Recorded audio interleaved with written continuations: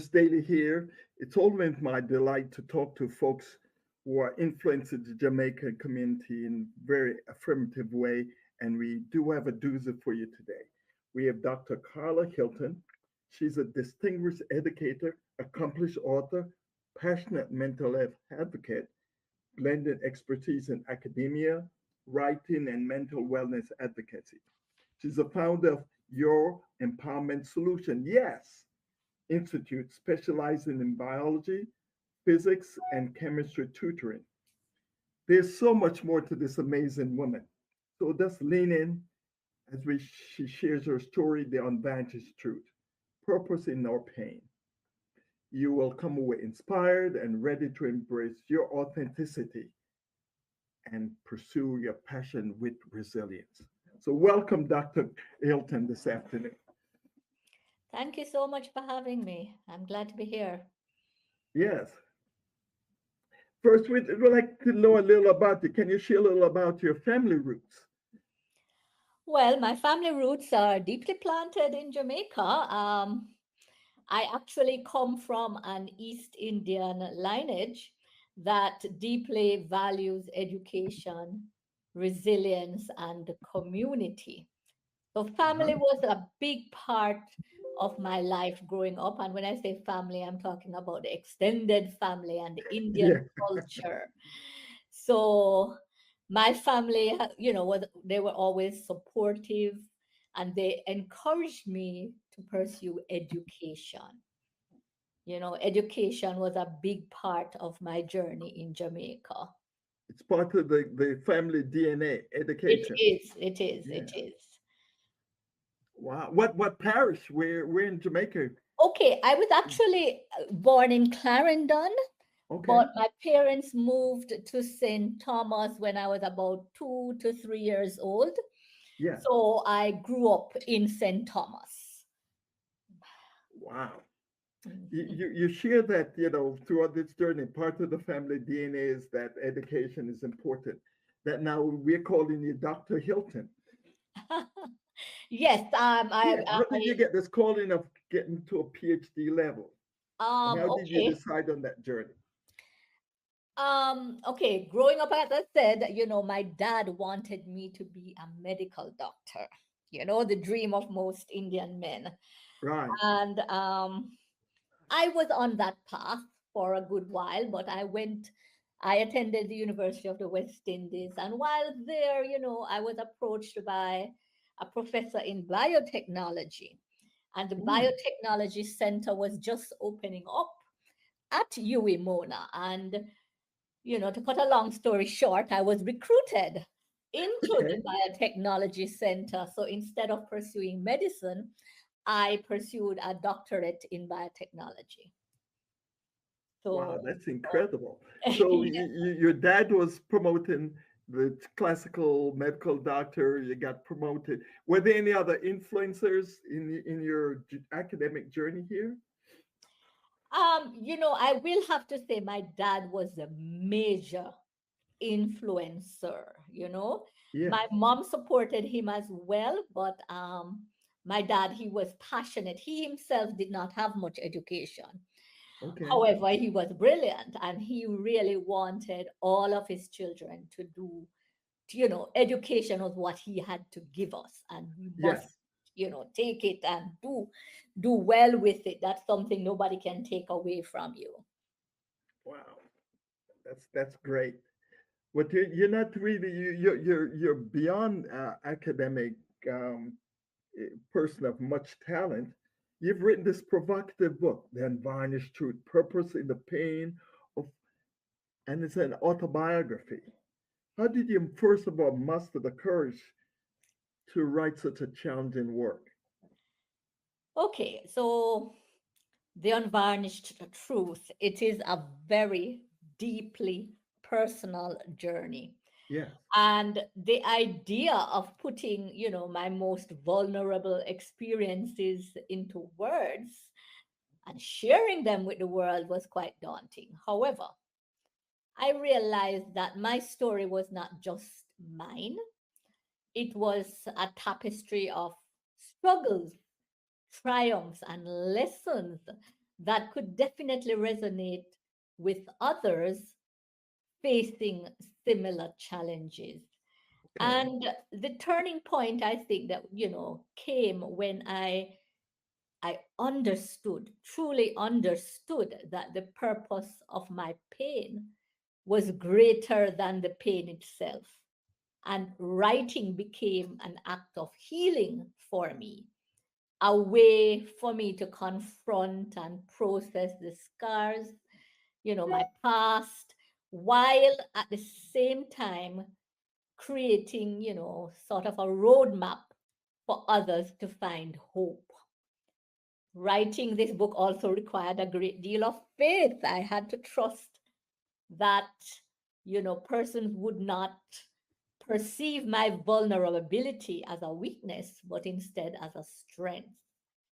And so, it was also a spiritual journey. I prayed for guidance Hmm. and leaned heavily on my belief that God could use my story to ultimately uplift others.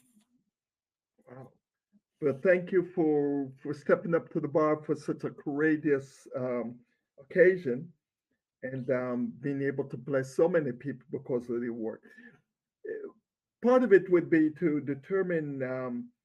Could you say that if there are three main purposes that you'd like for the reader to take away from your fine work, what would those, in summary, what would those three purposes be? How to purchase that, repurpose that pain into purpose. What would those three would be for you? Okay, I would want them to see that there is always hope in adversity.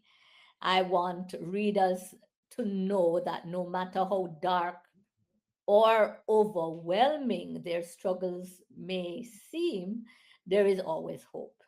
And Mhm. life's most painful moments can actually serve as stepping stones to growth and to transformation.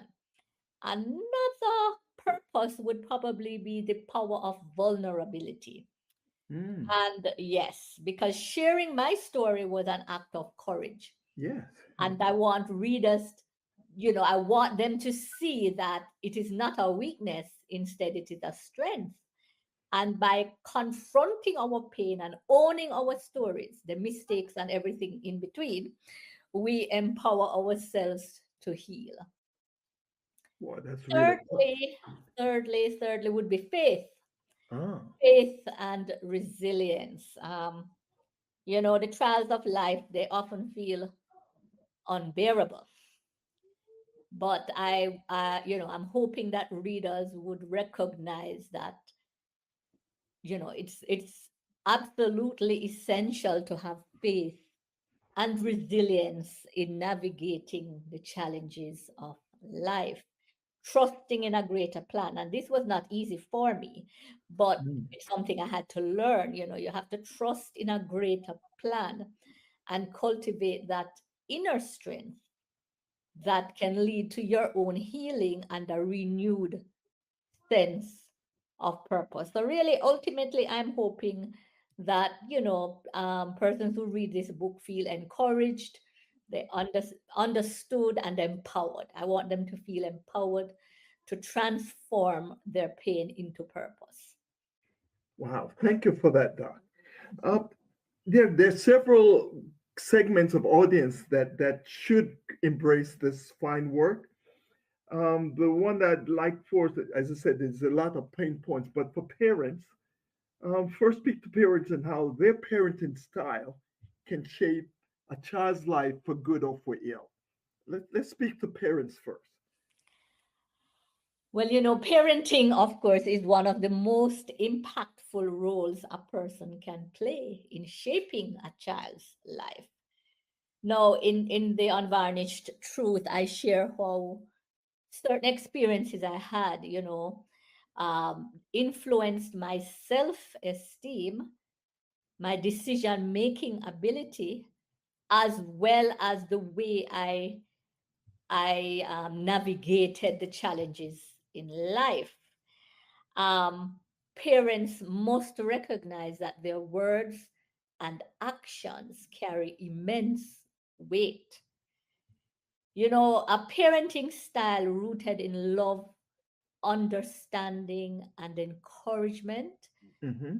builds a child's confidence and, leads to good self esteem. Now, conversely, if there is that lack of affirmation, if it is that the child is experiencing harsh criticism or emotional neglect, now that is serious and it can leave lasting scars that foster, a feeling of inadequacy, insecurity, and abandonment. And, myself, as I mentioned the word abandonment, I did not always have a close relationship with my mom. And I grew up with that, fear of abandonment. I also went through some childhood trauma where, um, involving gunmen, so to speak, and there Mm. was a home invasion. And of course, that as a child of 5 years old, you thought, you recognized how easy it would be to lose your parents. Right. And that also left some lasting scars. I have been through quite a lot as a child, and the Yeah. different events have, left their scars. And, I'm in my, mid 50s now, and I'm just learning now how to deal with all of these traumatic events that occurred. And I'm now, I can say I'm healing and doing much better. Amen. That's good that you're processing. Um, Mhm. the next audience I'd like for you to speak to would be young people. Sometimes they're idealistic and there's a naivety that comes with it. What are some of the red flags that you would alert them to and how to save themselves and their hearts in tough circumstances? Um, you know, Protecting your heart requires discernment, especially when building relationships. Yeah. This could be romantic or even otherwise. We have to cultivate discernment. A lot of times people may say all the right things, but as it is said so many times, actions speak louder than words. It is the actions that reveal a person's true character. And Right. if someone consistently makes promises but fails to follow through, take note. Words can charm you, but it's the Hmm. actions that are going to lead to lasting trust. Now, you should also, I think, pay attention to emotional patterns, right? When you're in a relationship, no, so I'm talking about a romantic relationship. No, it should feel uplifting and safe. It should not be draining or filled with anxiety, Right. right? You should be free to feel and act as you truly are. You should not, if somebody makes you doubt your worth or Mm. dismisses your feelings or manipulates you, these are some major, major, major red flags. Love should never feel like a power struggle, right? If you're in a relationship, it's the two of you as a team. Right. Another thing I would love to tell young people is that they need to know their worth. The Ah. most important relationship you will ever have is the one with yourself. And that's easier said than done. So, but we have to learn to develop self love and self respect so that you do not settle for less than you deserve. I did that for a very long time. When you know your worth, you will recognize good relationships and honor and celebrate those. Also, fast attachments. If you're in a relationship and someone tries to rush intimacy, that's also a red flag, I think. Right. And probably most importantly, trust your gut. Yes. Trust your gut. We tend to sense when something is not right. And if you feel uncomfortable, don't dismiss the instincts. They're your mind's way of protecting you. Your intuition count, yeah, Yes, is a your very important intuition. sense. Yeah. Yes, yes, yes. So, The last group that I'd like to for you to speak with is that those are in a, going through a very painful valley right now.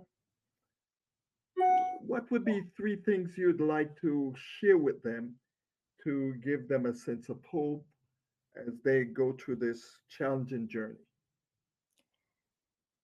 okay.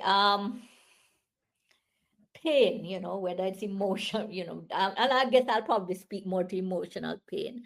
Yeah. That can feel overwhelming, even, insurmountable. And that, happened to me. And I could not see that there was any hope or, any future for myself. And, I am here to tell you that I actually attempted suicide twice. Hmm. And, but came out on the other side, and I am healed and I'm well, Amen. because so I want to advise persons to allow yourself to feel the pain. It's natural, sometimes we want to avoid the pain, but we need to face it.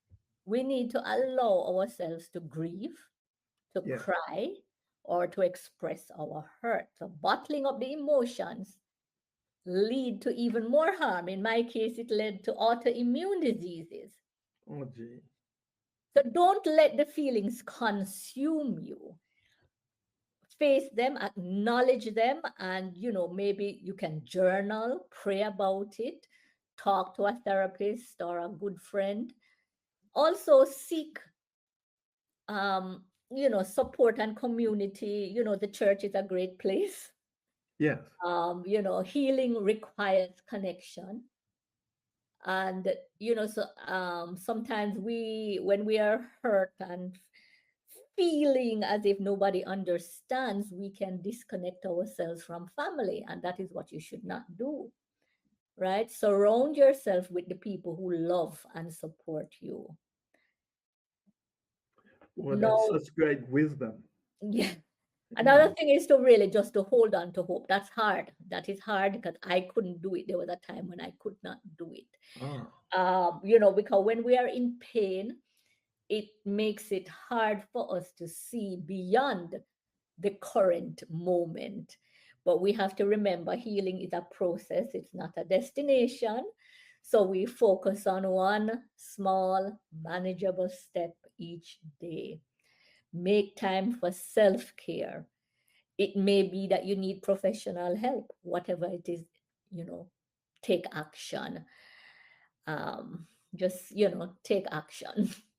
that's wonderful. Boy, the advantage truth, the purpose, and the pain. Boy, you've shared so much. You've been so generous and shared so much great gems this morning, Doc.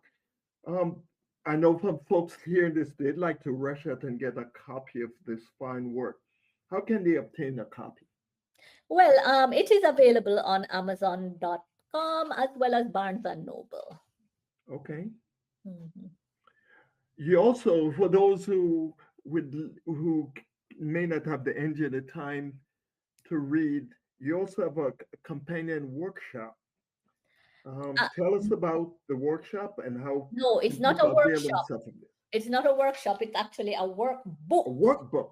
Okay. All Yes, right. it is a workbook, and the workbook is called Vanquishing Monsters. And again, this is a resource for persons who are actively trying to remove themselves and heal themselves from pain.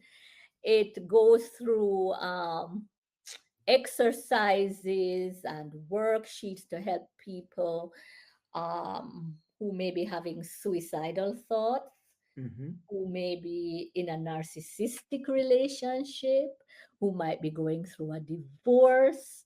It also helps persons to spiritually renew their connection with the higher power.